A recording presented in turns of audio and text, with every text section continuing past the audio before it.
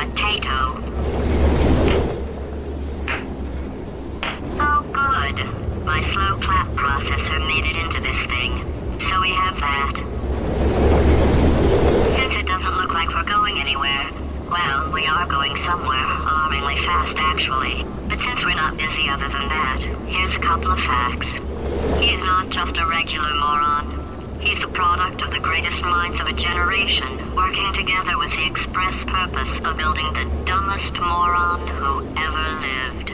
And you just put him in charge of the entire facility. Good, that's still working. Hey, just in case this pit isn't actually bottomless, do you think maybe you could unstrap one of those long fall boots of yours and shove me into it? Just remember to land on one foot.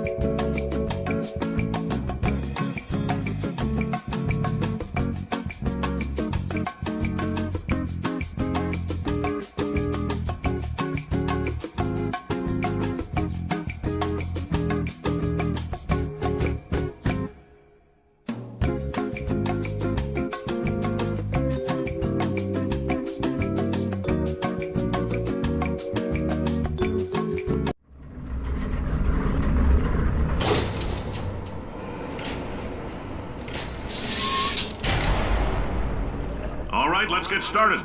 This first test involves something the lab boys call repulsion gel. You're not part of the control group, by the way. You get the gel. Last poor son of a gun got blue paint. All joking aside, that did happen. Broke every bone in his legs. Tragic, but informative. Or so I'm told.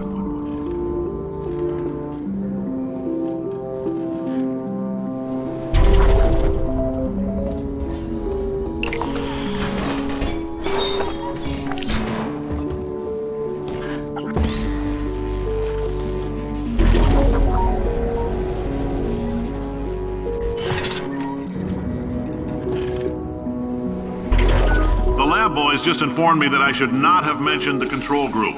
They're telling me I ought to stop making these pre-recorded messages. That gave me an idea. Make more pre-recorded messages. I pay the bills here, I can talk about the control group all damn day.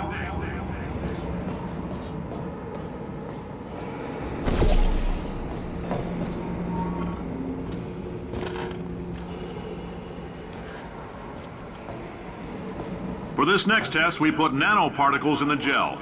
In layman's terms, that's a billion little gizmos that are going to travel into your bloodstream and pump experimental genes and RNA molecules and so forth into your tumors. Now, maybe you don't have any tumors. Well, don't worry. If you sat on a folding chair in the lobby and weren't wearing lead underpants, we took care of that too.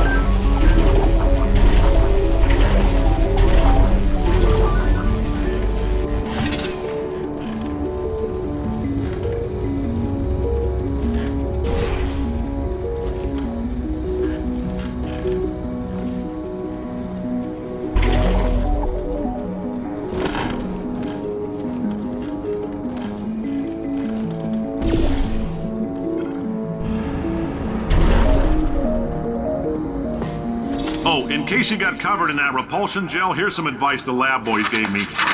Do not get covered in the repulsion gel. We haven't entirely nailed down what element it is yet, but I'll tell you this, it's a lively one, and it does not like the human skeleton.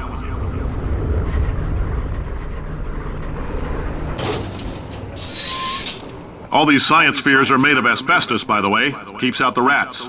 Let us know if you feel a shortness of breath, a persistent dry cough, or your heart stopping, because that's not part of the test. That's asbestos. Good news is the lab boys say the symptoms of asbestos poisoning show a median latency of 44.6 years. So if you're 30 or older, you're laughing. Worst case scenario, you miss out on a few rounds of canasta. Plus, you forwarded the cause of science by 3 centuries. I punch those numbers into my calculator, it makes a happy face.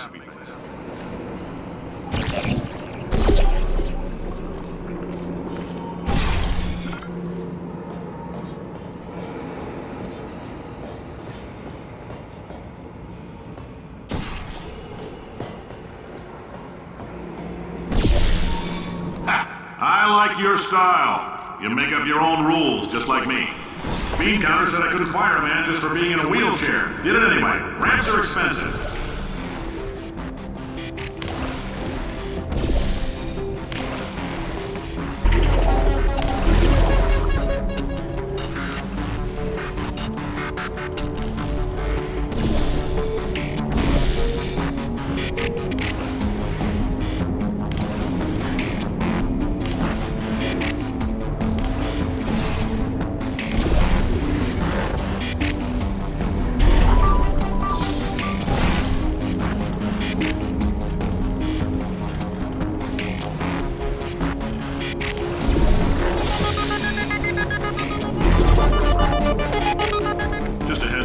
Coffee we gave you earlier had fluorescent calcium in it so we can track the neuronal activity in your brain. There's a slight chance the calcium could harden and vitrify your frontal lobe. Anyway, don't stress yourself thinking about it. I'm serious. Visualizing the scenario while under stress actually triggers the reaction.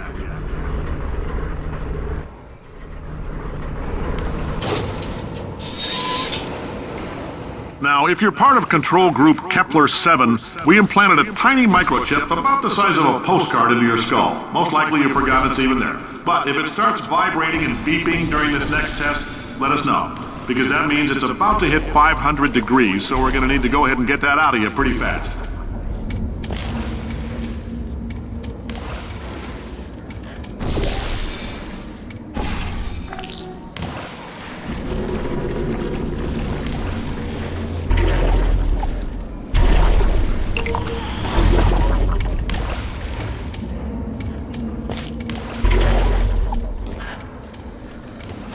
Telling them, keep your pants on. All right, this next test may involve trace amounts of time travel. So, word of advice, if you meet yourself on the testing track, don't make eye contact. Lab boys tell me that'll wipe out time. Entirely. Forward and backwards. So, do both of yourselves a favor and just let that handsome devil go about his business.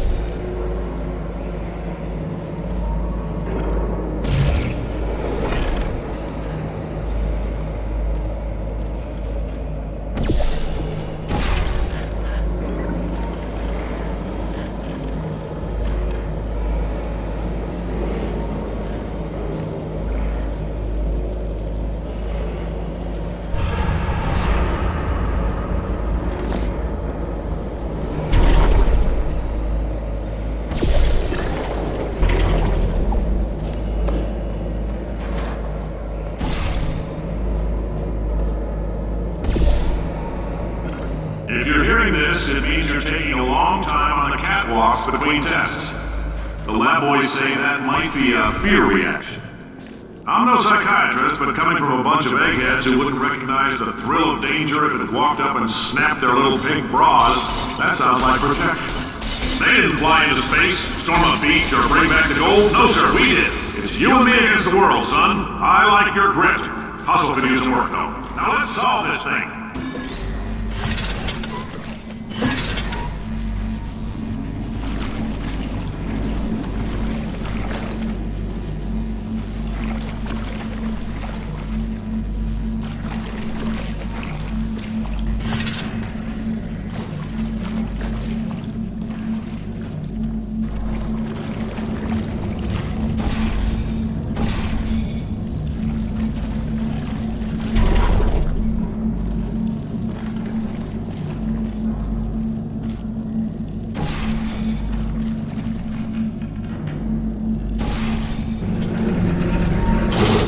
Science isn't about why, it's about why not. Why is so much of our science dangerous? Why not Mary save science if you love it so much? In fact, why not invent a special safety door that won't hit you on the butt on the way out because you are fired? Now you test subject, you're doing fine.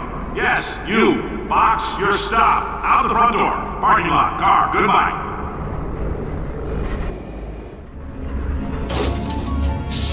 Congratulations! The simple fact that you're standing here listening to me means you've made a glorious contribution to science. As founder and CEO of Aperture Science, I thank you for your participation and hope we can count on you for another round of tests. We're not going to release this stuff into the wild until it's good and damn ready, so as long as you keep yourself in top physical form, there'll always be a limo waiting for you. Say goodbye, Carolyn. Goodbye, Carolyn. She is a gem.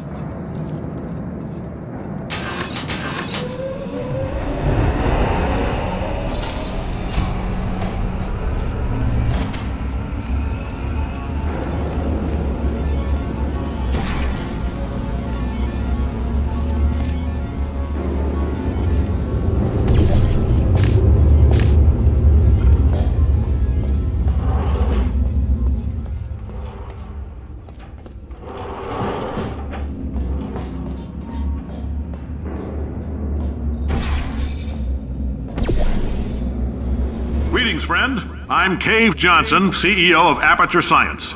You might know us as a vital participant in the 1968 Senate hearings on missing astronauts. And you most likely used one of the many products we invented, but that other people have somehow managed to steal from us. Black Mesa can eat my bankrupt... Sir, the testing? Right. Now you might be asking yourself, Cave, just how difficult are these tests? What was in that phone book of a contract I signed? Am I in danger? Let me answer those questions with a question. Who wants to make $60? Oh, hi. Say, you're good at murder. Oh, thanks. Did you feel that? That idiot doesn't know what he's doing up there. This whole place is going to explode in a few hours if somebody doesn't disconnect him. I can't move, and unless you're planning to saw your own head off and wedge it into my old body, you're going to need me to replace him. We're at an impasse. So what do you say? You carry me up to him and put me back into my body, and I stop us from blowing up and let you go. Wow, you stabbed me. What is wrong with you? Hold on. Do you have a multimeter? Never mind. The gun must be part magnesium. It feels like I'm outputting an extra half a volt. Keep an eye on me. I'm going to do some scheming. Here I go.